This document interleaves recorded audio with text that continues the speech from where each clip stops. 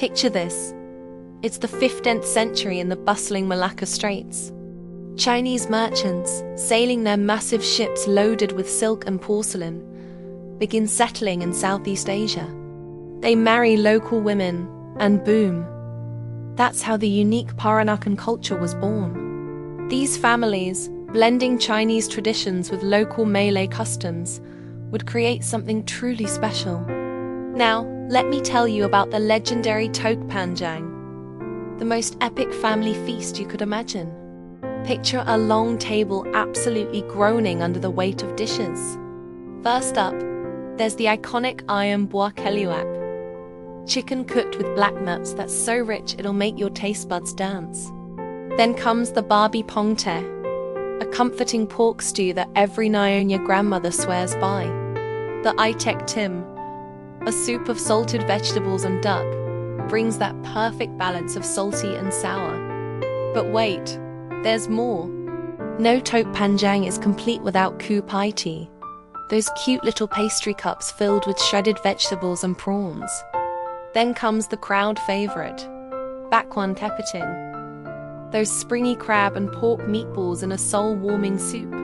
And for that perfect finish, chap chai, a mixed vegetable dish that might look humble but carries the wisdom of generations in its flavors. Speaking of generations, let's talk about how these families actually worked. The babas, that's what they called the men. They were the ones doing business, making those important connections in the community. But inside those beautiful shophouses, that was the domain of the Nyonyas, the women who truly ran the show.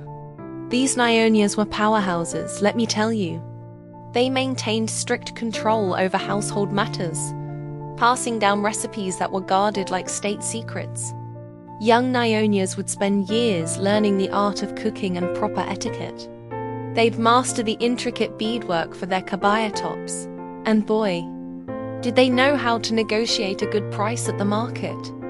The babas might have worn Western suits and spoken English in their offices.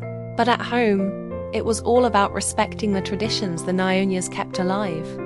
It was this balance, this beautiful dance between old and new, between public and private life, that made Peranakan culture so rich and lasting. What's fascinating is how these roles, while traditional, created such strong family bonds. Every celebration, every Tok Panjang feast, was a reminder of their unique identity. Not quite Chinese, not quite Malay, but proudly Peranakan. It's a culture that shows us how blending different traditions doesn't weaken them. It creates something even more beautiful and resilient.